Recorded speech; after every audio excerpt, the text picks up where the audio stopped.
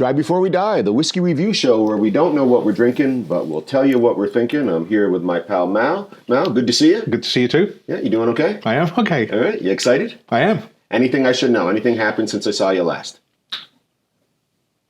No. Same. Good job. Thanks. All right. I think I'll press Randy. I'm hoping not to move, which would mean roughly about to bottle 85. You think I'm moving? Yes. When should I let go? Not now. Ooh. Now. You're not the boss of me. Oh, you're moving. I am moving. Let's see, where am I going? I think we're just missing some Shiraz, and I think we may be over into some Glenlivets. But we'll see everybody at 242 and see how well I know my own museum. Museum. 242. This way. So I don't know if you caught that, everybody, but I thought between Shiraz and Glenlivet, and I thought back there, but it turns out Shiraz here, Glenlivet is there, and there are two bottles in between. Bottle 242 brings us to the very end of this smaller shelf of 18 bottles to a whiskey I've never had. We have this single malt Scotch whiskey from Inchgower, released by Mossburn, which is an IB label. They blend and release single casks. Here we have a 10-year-old coming in at 46%. Inchgower, a Speyside whiskey that I've never had. And I'll bet Malcolm's never had one either, though he'll be thrilled to hear about 46% ABV. We'll get back to the bar, we'll uncork this, and see what it presents. Hey, buddy. Hey. What was the best thing you heard as I pulled this bottle? That you were correct about between the Shiraz and the freaking Glenfiddich. Glenlivets. See? That's how much. Every day, this is what I work with. Speyside. 46%. Speyside. 46%. Actually, it is. It really landed for you big time. It is the 46. And natural color, non-chill filtered, an Inchgower. Have you had an Inchgower? I don't even know how to pronounce that. Let alone if I ever had one. Is that Inchgower or Inchgower? I have to say Inchgower. All right. So, Gower. Are you familiar with the film It's a Wonderful Life? Am I? Oh my gosh. I know the movie. I'm trying to think of the chemist's name. And was it Mr. Gower? No, I've never even remember that. Oh, I'm going to have to figure that out for my brain. All right, you ready?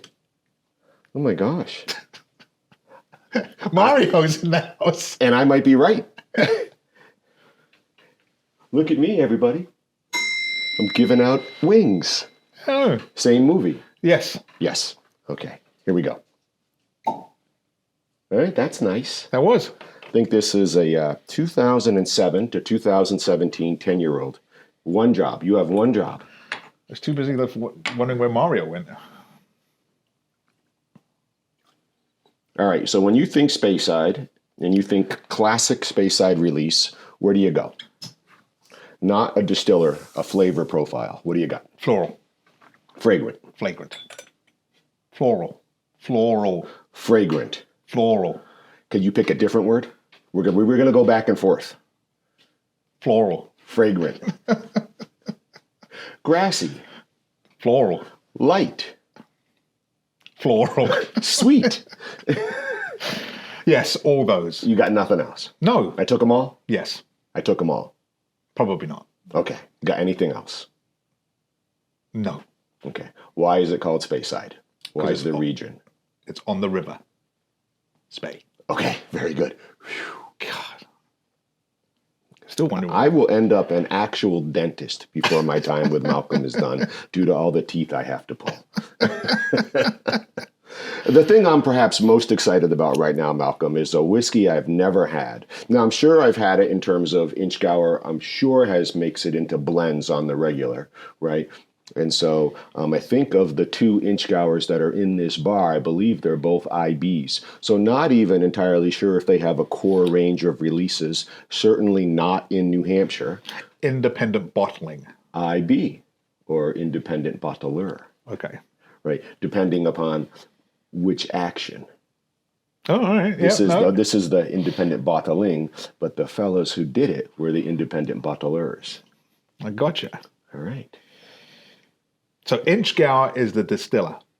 Is the distillery, yes. And Mossburn, right? Like Gordon and MacPhail, Yep. for instance, right, is an organization that buys casks, does some of their own blending. They have a series, I believe, of 2-barrel blend, meaning from 2 different distilleries, and they release the bottle okay. of this and that matched together. Whereas most blended whiskeys can have up to 40 different single malts in it. So they have a 2-bottle series as well as this single bottle series that I just can happen to recall off the top of my head. All right. All right. What do we know? Natural color. So where are we going with this Inchgower? This 10-year-old oak cask, I believe it said. 2007, 10 years oak cask. Hogshead. So hogshead, of course, is bigger than a quarter cask, smaller than a sherry butt. I was wondering how you're going to describe that to me, because I was about to say something really like profound, like, oh, it's a pig's head? It's a cousin of a pig's head because it's a hog. What do you got for a color, buddy? I like gold. I like gold too. We got this clear bottle. We can see the full presentation in the bottle. I'm just going to turn it a little bit for the camera to see if they can pick up any of that there. I really like that it's a natural color, and Yep. it is coming across very golden. I feel like if we put lights up underneath it, it would sparkle. And I've got some legs developing. I just And you shook definitely mine again. have. Right, and you do for sure. Yeah. All right. So 46%, Right. the good ABV. Your preferred. Yeah, that's correct. Tell us why, again, it's preferred for you. I think for me, I find that 40 doesn't have enough. There's just Okay. not enough alcohol in it to like really be like, oh. Okay. Once you get to 50 and above, Yeah. I'm in that feeling like now we're drinking alcohol. Right. Okay. You know? And not that, and both sides of it, right, yeah. it's not bad. Right. It's We've nothing had to do some- with what's good and what's bad. We've had very complex 40s, and we've had very palatable 55s. Correct. Yes. But for me, that 46 Yep. is that perfect measure where you have just enough of the youngness and brightness of a drink, but you have enough alcohol to bring out some of the more complex flavors that you get, or better flavors that as you find as you get into the higher ABVs. That's why I like 46. And not that it's watered down at 40, but certainly when you cut a whiskey down to a preferred ABV, it is through the addition of water. Correct. Right. And so I can't disagree with you that once we move into 46 and above, the likelihood of finding more sophistication, more complexity in the flavor profile seriously increases. Yes. All right. Shall we nose this? Yes.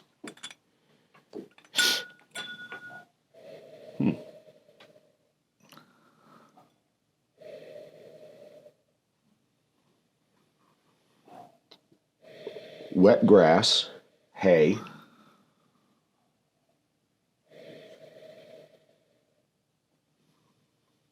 a summer day. And I'm going to throw out vinegar.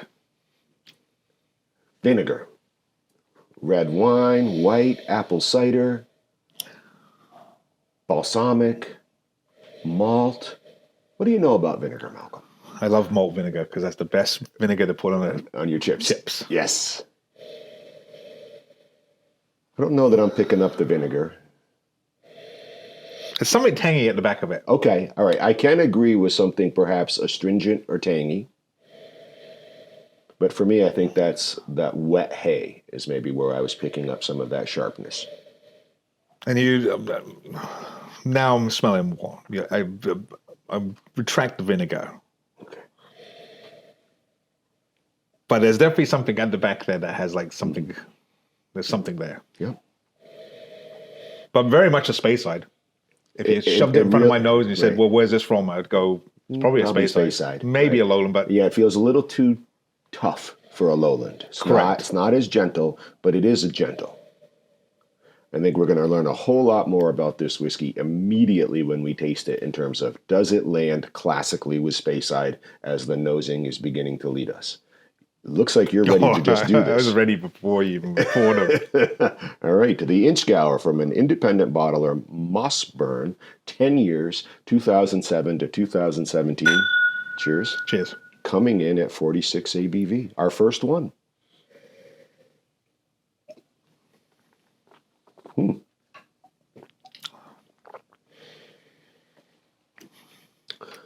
Moderately thick, some nice viscosity, went down very easy, expands in the throat, and that's where a lot of the flavor is now residing. Sweet entry, throat expansion.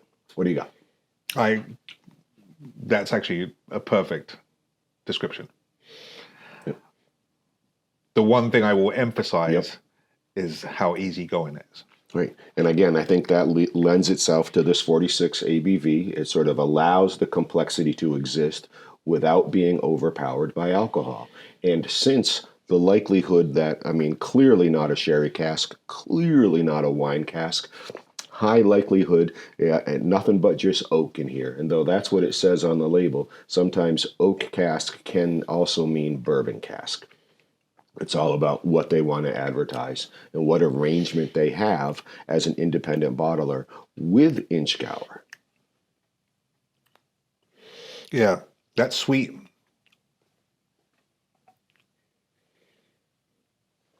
It's a coating.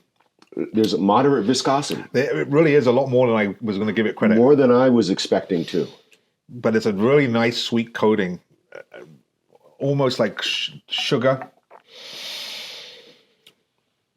But it coats the mouth, and it's really pleasant. Right. And I'm still in summertime. I'm still in a hayfield. We were talking with some of the crew recently, and some honeysuckle came up as a possible profile, especially as relates to Speyside. We've talked in the past about some other grassy notes. I think there's Timothy hay as well. This really does have something pretty florally fragrant. But not... It ticks all the boxes of a Speyside. Mm-hmm.